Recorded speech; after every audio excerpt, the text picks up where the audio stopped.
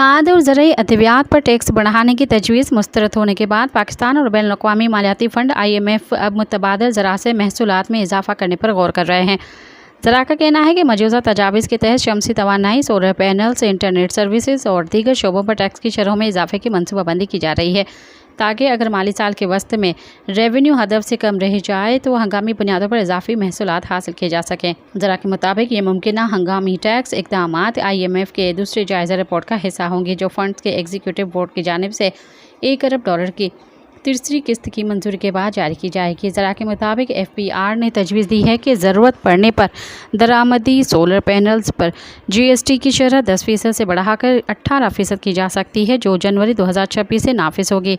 इसी तरह internet services पर विद होल्डिंग टैक्स 15% से बढ़ाकर 18 या 20% करने की तजवीज़ भी ज़ेर गौर है। सब्सक्राइब कयो अवामी न्यूज़ HD के ताज़ा तरीन ख़बरुन ला ॾिसंदा रहो अवामी न्यूज़ HD।